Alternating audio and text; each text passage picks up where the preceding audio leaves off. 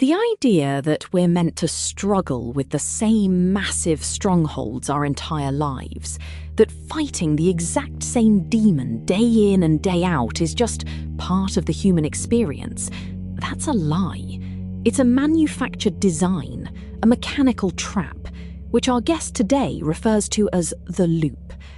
Eloise, this sounds like a bold claim. Are we really saying that the struggle isn't normal? That's exactly what we're saying, Rachel.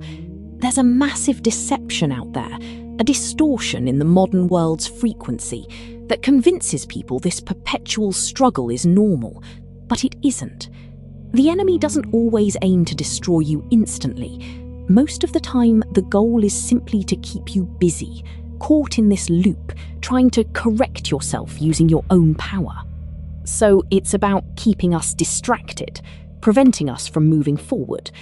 But people genuinely try to break free from these destructive habits or mindsets.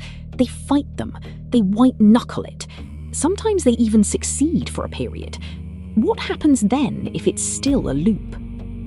That's where the shape-shifting comes in. If the root isn't surrendered, if that void isn't truly addressed, the loop just changes shape. An addiction to a substance might become an addiction to validation. Lust can morph into legalism. It constantly shifts, keeping you searching, keeping you distracted.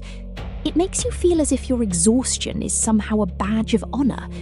The loop always cycles back to that original void because you're attempting to fill a spiritual crater with worldly static. That's a powerful image, worldly static. It implies a fundamental mismatch, like trying to fix a deep spiritual problem with superficial solutions. But if God truly calls us, as the source material suggests, to a specific purpose, then why would these struggles persist? Why wouldn't he clear the path? He does clear the path. That's the raw, high-fidelity truth. God doesn't issue a calling and then leave your biggest, most debilitating stronghold in the way. If the architect of the universe calls you to move, he removes the massive barriers. The catch, though, is you have to take what the text calls the whole pill. You can't ask God to fix one struggle, but hide another. God doesn't do partial extractions. He demands the entire blueprint. The whole pill suggests a total surrender, not a piecemeal approach. But for many, that sounds incredibly daunting. What does total extraction actually look like in practice? And what's the difference between that and the daily maintenance you mentioned? It means offering God the entire blueprint of your life. When you fully surrender, there are doors that shut permanently. The major strongholds that used to own you, those turn to ash. Yes, we still deal with things, the daily maintenance, the quiet responsibilities of walking in a fallen world. But the things that overwhelmed you, the things you couldn't break on your own, those chains are gone. That's the distinction between a daily walk and a demonic loop. So, once those chains are gone, what happens when the people around you, who are perhaps comfortable with the old you, or even invested in your struggle, react to this change? The source talks about the Nazareth effect. Precisely. When you finally step out of the loop, you will encounter resistance. Just look at Jesus in Nazareth. He returned home carrying the pure frequency of the Father, and the people who grew up with him couldn't handle it.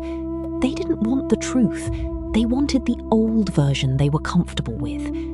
When your old loops close permanently, people will challenge you. They will try to drag you back into an argument, back into the confusion.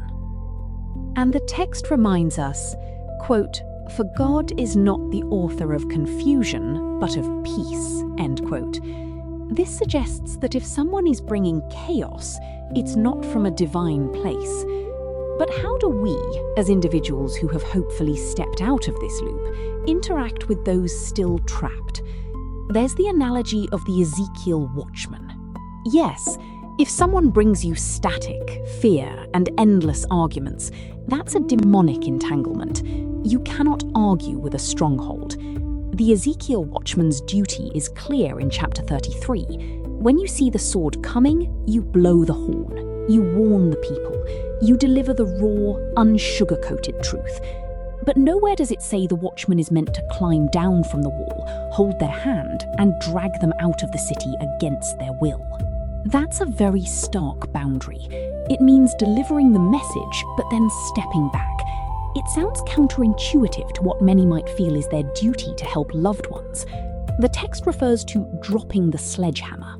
If you have someone in your life stuck in the loop, your job is to deliver the sober map. You hand them the sledgehammer.